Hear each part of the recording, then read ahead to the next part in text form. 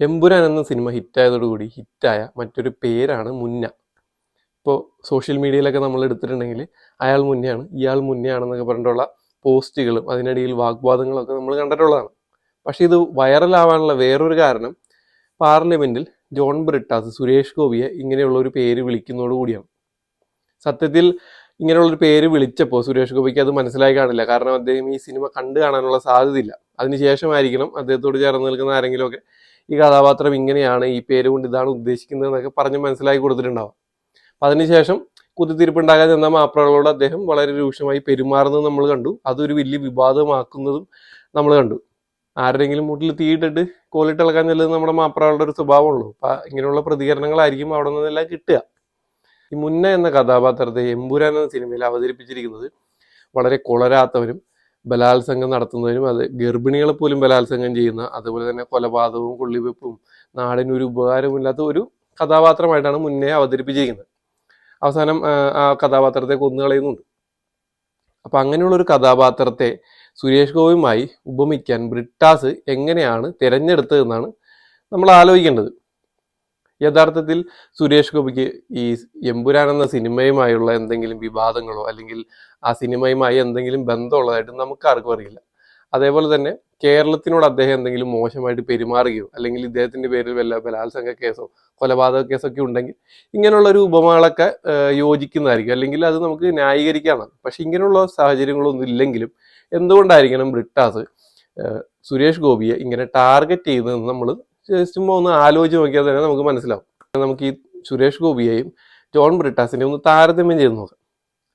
തൃശ്ശൂർ മത്സരിക്കാൻ വേണ്ടി സുരേഷ് ഗോപി വരുന്നു. ആദ്യത്തെ പ്രാവശ്യം തോറ്റു പോകുന്നു. പിന്നെ അദ്ദേഹം അവിടെ തന്നെ നിന്ന് പ്രവർത്തിച്ച് രണ്ടാമത്തെ പ്രാവശ്യം വൻ ഭൂരിപക്ഷത്തോടു കൂടി അവിടെ ജയിച്ചു വരികയാണ് ചെയ്തത്. അങ്ങനെ ലോക്സഭയിൽ MP ആയി പോയി. അദ്ദേഹം ഇപ്പോൾ കേന്ദ്ര സഹമന്ത്രിയായിട്ട് ജോലി ചെയ്തുകൊണ്ടിരിക്കുകയാണ്. അദ്ദേഹം കേരളത്തിന് വേണ്ടി ചെയ്ത കുറച്ച് കാര്യങ്ങളും കൂടി ഇതിൻ്റെ ഇടയിലുണ്ട്. അദ്ദേഹം സിനിമാ നടനായിരിക്കുമ്പോൾ തന്നെ ഒരു നാഷണൽ അവാർഡ് എല്ലാം വാങ്ങി കേരളത്തിന്റെ അഭിമാനം ഉയർത്തിയതാണ്. മോഹൻലാലിനെയും മമ്മൂട്ടിനെയൊക്കെ പോലെ തന്നെ കേരളത്തിന്റെ അഭിമാനം ഉയർത്തിയ ഒരു നടനാണ്. അതേപോലെ തന്നെ രാഷ്ട്രീയത്തിൽ വന്നതിന് ശേഷം ഇപ്പോൾ യുക്രൈനിലെ പ്രശ്നങ്ങൾ ഉണ്ടായപ്പോൾ അവിടെ നിന്ന് കുട്ടികളെ കേരളത്തിലേക്ക്, ഇന്ത്യയിലെ പല ഭാഗങ്ങളിലേക്ക് എത്തിക്കാൻ വേണ്ടി അദ്ദേഹത്തിന്റെ ഇടപെടൽ നടത്തിയത്, അല്ലെങ്കിൽ കോവിഡിന്റെ സമയത്ത് ട്രാൻസ്പോർട്ടേഷനും കാര്യങ്ങൾക്കും അതേപോലെ തന്നെ പുറത്ത് കുടുങ്ങി കിടന്നവരെയൊക്കെ ഇന്ത്യയിലേക്ക് കൊണ്ടുവരാനുള്ള ഒരുപാട് പ്രവർത്തനങ്ങളൊക്കെ അദ്ദേഹം നടത്തിയിട്ടുണ്ട്. അതേപോലെ തന്നെ ഇപ്പോൾ കേരളത്തിന് ഒരു അത്യാവശ്യം വന്ന സമയത്ത്, ഇപ്പോൾ മുനമ്പത്ത് ജനങ്ങൾക്ക് ഒരു അത്യാവശ്യം വന്ന സമയത്ത് കേരളത്തിൽ നിന്ന് 20 MP നമ്മൾ തെരഞ്ഞെടുത്ത് വിട്ടിട്ടുണ്ട്. അതിൽ ഒരൊറ്റ MP മാത്രമാണ് വഖഫ് ബില്ലിനെ അനുകൂലിച്ച് വോട്ട് ചെയ്തതും സംസാരിച്ചതും. അത് സുരേഷ് ഗോപിയാണ്. ബാക്കി 19 പേരും പേടിച്ച് മാളത്തിൽ ഒളിക്കുന്ന പരിപാടിയാണ് നമ്മൾ കണ്ടത്. കേരളത്തിന് വേണ്ടി പല കാര്യങ്ങളും സുരേഷ് ഗോപി ചെയ്തിട്ടുണ്ട്. അദ്ദേഹം കേരളത്തിന് വേണ്ടി എന്തെങ്കിലും മോശം കാര്യം ചെയ്തിട്ടുണ്ടോ എന്ന് എനിക്കറിയില്ല. അതേസമയം നമ്മൾ ബ്രിട്ടാസിന് എടുത്തിട്ടുണ്ടെങ്കിലോ, കേരളത്തിനോ അല്ലെങ്കിൽ കേരളത്തിൽ ഏതെങ്കിലും ഒരു ജനങ്ങൾക്കോ എന്തെങ്കിലും ഒരു ഉപകാരം ഇതേവരെ ബ്രിട്ടാസ് കൊണ്ടുണ്ടായതായിട്ട് ആർക്കെങ്കിലും അറിയാമോ? എനിക്കറിയില്ല.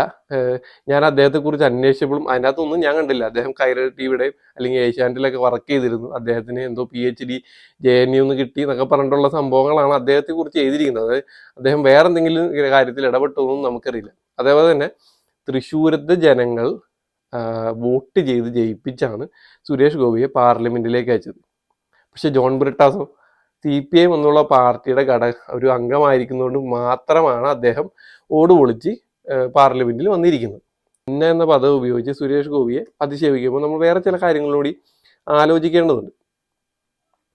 സ്വന്തം സഹപാഠിയെ വയറ്റിൽ കുട്ടി ഉണ്ടാക്കി തരുമെന്ന് പരസ്യമായി വെല്ലുവിളിച്ച ആൾക്കാരുള്ള പാർട്ടിയിലാണ് ജോൺ ബ്രിട്ടാസ് നിൽക്കുന്നത്.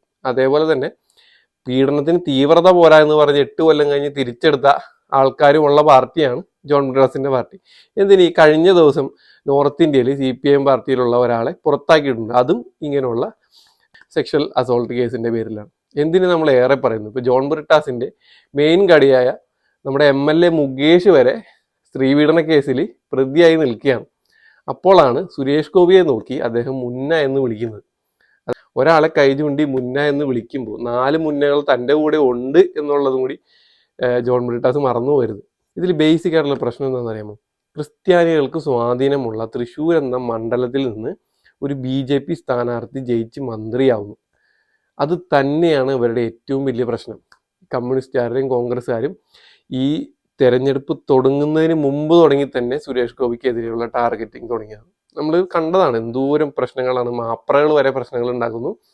അവസാനം അദ്ദേഹം തന്നെ വൻ ഭൂരിപക്ഷത്തിൽ ജയിക്കുകയും ചെയ്തു. അന്ന് പൊട്ടിയ കുരുവാണ് അത് ഇപ്പോഴും പൊട്ടി ചീഞ്ഞ് നാറി ഒലിച്ചുകൊണ്ടേയിരിക്കുകയാണ്. അതിൽ നിന്നുള്ള ഫ്രസ്ട്രേഷനാണ് എന്ത് കാര്യം കേരളത്തിൽ നടന്നിട്ടുണ്ടെങ്കിലും സുരേഷ് ഗോപിയുടെ തലയിലേക്ക് ഇവർ ചെന്ന് കയറുന്നതിന്റെ ബേസിക് ആയിട്ടുള്ള ഒരു കാരണം. അല്ലാതെ ഇതിനകത്ത് വേറൊരു കാര്യമില്ല. അല്ലെങ്കിൽ ഈ കേസുമായിട്ട് സുരേഷ് ഗോപിക്ക് എന്ത് ബന്ധം, ഇങ്ങനെയുള്ള സംഭവമായിട്ട് സുരേഷ് ഗോപിക്ക് എന്ത് ബന്ധം, എന്തിനു സുരേഷ് ഗോപിനകത്തേക്ക് വലിച്ചിടുന്നു? അതിൻ്റെ ഒന്നും ആവശ്യമില്ല. പക്ഷെ ചെയ്യുന്നതുകൊണ്ടാണ് വെറുപ്പാണ് ഇതിന്റെ അടിസ്ഥാനം. ഇവർക്ക് BJPയോടും ഇപ്പോൾ തൃശ്ശൂരുകാരോടും അവർക്ക് വെറുപ്പാണ്. ഞാൻ തൃശ്ശൂരുകാരെ ഞാൻ വളരെ മാന്യമായി കാണുന്ന ഒരാളാണ്. കാരണം കേരളത്തിലെ ഏറ്റവും കൂടുതൽ ബിസിനസ് ഓണ്ടർപ്രണേഴ്സും എല്ലാം ഉള്ള ഒരു സ്ഥലമാണ്. വളരെ സ്മാർട്ടായ, വളരെ നർമ്മപരമായ കാര്യങ്ങളൊക്കെ നേരുന്ന ഒരുപാട് ആൾക്കാരുള്ള ഒരു സ്ഥലമാണ് തൃശ്ശൂർ. ആ തൃശ്ശൂരിനെയാണ് ഇവർ അധിക്ഷേപിക്കുന്നത്. സത്യം പറഞ്ഞാൽ ഇവർ ഫാസിസ്റ്റും ജനാധിപത്യ വിരുദ്ധവും അല്ലേ കാണിക്കുന്നത്. അതായത് ജനങ്ങൾ തെരഞ്ഞെടുത്ത് വിട്ട ഒരാളെ പരസ്യമായി അധിക്ഷേപിക്കുകയാണ്. അതായത് ജനങ്ങളാൽ തെരഞ്ഞെടുക്കപ്പെടാത്ത ഒരാൾ, അങ്ങനെ ഒരാളെ പരസ്യമായി അധിക്ഷേപിക്കുന്നത് ആ കോൺസ്റ്റിറ്റ്യുവൻസിയെ അധിക്ഷേപിക്കുന്ന പോലെയാണ്. ഇതിന്റെ കാരണം എന്താ? ഞങ്ങൾ പറഞ്ഞ പോലെ ഞങ്ങളെ ആൾക്കാരെ തിരഞ്ഞെടുത്തില്ല, അതുകൊണ്ട് നിങ്ങൾ ഇനി സഹിച്ചു, നിങ്ങൾക്കെതിരെ ഞങ്ങൾ എന്തും ചെയ്യും. ഇതൊരു ഫാസിസമാണ് സത്യത്തിൽ. ഇവർ ഈ ഫാസിസമാണ് ഈ കാണിച്ചുകൊണ്ടിരിക്കുന്നത്. ജനാധിപത്യ വിരുദ്ധതയാണ് ഈ കാണിച്ചുകൊണ്ടിരിക്കുന്നത്. അവർ സോഷ്യൽ മീഡിയസിലൊക്കെ പലപ്പോഴും കാണുന്നുണ്ട്, കോമഡി ആയിട്ട് തള്ളിക്കളയുന്ന ഒരു കാര്യമാണ്. ഇവരുടെയൊക്കെ ഹാൻഡിലുകളിൽ നിന്ന് വരുന്ന ഒരു പ്ലേ ആണത്. അതായത് തൃശ്ശൂരുകാരെ നിങ്ങൾ എന്താണ് ഇങ്ങനെ കാണിച്ച്, നിങ്ങൾ ജനങ്ങളോട് ചതി ചെയ്തില്ല എന്നൊക്കെ ചോദിക്കുന്നു. തൃശ്ശൂരുകാർ അവരുടേതായ ഒരു തീരുമാനമെടുത്ത് അവരൊരു സ്ഥാനാർത്ഥിയെ ജയിപ്പിച്ചു. അതിനെ ഇവർ ചോദ്യം ചെയ്യണം. കാരണം എന്താ? ഞങ്ങൾ പറയുന്നത് നിങ്ങൾ കേട്ടില്ല. അതാണ് ഇതിന്റെ ബേസിക് കാര്യം. ആ വെറുപ്പും ആ ഒരു അതോറിറ്റേറിയനിസവും നടക്കാത്തതിന്റെ ഒരു പ്രശ്നമാണ് ഇവർക്ക് ബേസിക് ആയിട്ടുള്ളത്. ഇതിൻ്റെയൊക്കെ അവസാനം ജനങ്ങൾ മടുക്കും. ജനങ്ങൾ മാറി ചിന്തിക്കാൻ തുടങ്ങും. ഈ രാഷ്ട്രീയ പ്രീണനവും മതപ്രീണനവും ജാതി കുത്തിത്തിരിപ്പും വെറുപ്പും കാര്യങ്ങളെല്ലാം കുത്തി നിറച്ച് ജനങ്ങളെ ഇത്രയും മോശമാക്കി, അതേപോലെ തന്നെ വളർന്നു വരുന്ന ഒരു യുവതലമുറയ്ക്ക് ഒരു ഫ്യൂച്ചർ ഇല്ലാത്ത രീതിയിലാണ് കേരളത്തെ ഇവർ ആക്കിയിട്ടിരിക്കുന്നത്. അതിൽ നിന്നെല്ലാം ജനങ്ങൾ മാറി ചിന്തിക്കാൻ തുടങ്ങും. അതിൻ്റെ ഒരു ആദ്യ പടിയാണ് തൃശ്ശൂർ കഴിഞ്ഞ ഇലക്ഷനിൽ നമ്മൾ കണ്ടത്. ഇനിയിപ്പോൾ എറണാകുളത്ത് ഇപ്പോൾ മൊനമ്പത്തിന്റെ കേസിൽ നിന്ന് എറണാകുളംകാർ പാഠം പഠിച്ചിട്ടുണ്ടെങ്കിൽ എനിക്ക് തോന്നുന്നത് ലത്തീൻ ക്രിസ്ത്യൻ സമുദായം ഇതിൽ നിന്നും ഒരു പാഠം പഠിച്ചിട്ടുണ്ട്. അപ്പം അതിൻ്റെ ഫലമാണ് നമ്മളിപ്പോൾ പലപ്പോഴും ഇപ്പോൾ തിരുവനന്തപുരം ഭാഗങ്ങളിലും ഒക്കെ കാണുന്ന ഒരു BJPയിലേക്കുള്ള ഒരു ചാഞ്ചാട്ടം. അതേപോലെ തന്നെ നമ്മളിപ്പോൾ ഇടുക്കിയിലും കോട്ടയത്തൊക്കെ കാണുന്ന ഈ സുറിയാനി ക്രിസ്ത്യാനികളുടെ ഒരു ചേഞ്ചും അവിടെ വളരെയധികം കാണുന്നുണ്ട്. അതും ഈ പ്രീണനത്തിന്റെ ഭാഗമായി മാറി മാറി വരുന്നതാണ്. എറണാകുളം ജില്ലയിലുള്ള, ഇപ്പൊ ഞാനൊരു എറണാകുളം ജില്ലയിലുള്ള ഒരു സുറിയാനി ക്രിസ്ത്യാനിയാണ്. എറണാകുളത്തെ മുനമ്പത്തുള്ള ഒരു പ്രശ്നം പരിഹരിക്കാൻ തൃശ്ശൂർ തിരഞ്ഞെടുക്കപ്പെട്ട ഒരു MP വേണ്ടി വന്നു എന്നുകൂടി എറണാകുളം ജില്ലക്കാർ ആലോചിച്ച് തുടങ്ങി കഴിഞ്ഞാൽ കമ്മ്യൂണിസ്റ്റുകാർക്കും കോൺഗ്രസ്സുകാർക്കും അടുത്ത പ്രാവശ്യം എറണാകുളം കിട്ടുക എന്നുള്ളത് വളരെ ബുദ്ധിമുട്ടുള്ള ഒരു കാര്യമായിരിക്കും എന്നാണ് എനിക്ക് തോന്നുന്നത്. ഇപ്പൊ എറണാകുളം മാത്രമല്ല, കേരളത്തിന്റെ പല ഭാഗങ്ങളും അങ്ങനെ തന്നെ ആവാനാണ് സാധ്യത. പ്രത്യേകിച്ച് ഇപ്പൊ തിരുവനന്തപുരം അല്ലെങ്കിൽ പാലക്കാട് തുടങ്ങിയ സ്ഥലങ്ങളിലെല്ലാം ഇങ്ങനെയുള്ള മാറ്റങ്ങൾ വന്നുകൊണ്ടിരിക്കുന്നുണ്ട് എന്നാണ് എനിക്ക് മനസ്സിലാക്കാൻ കഴിയുന്നത്.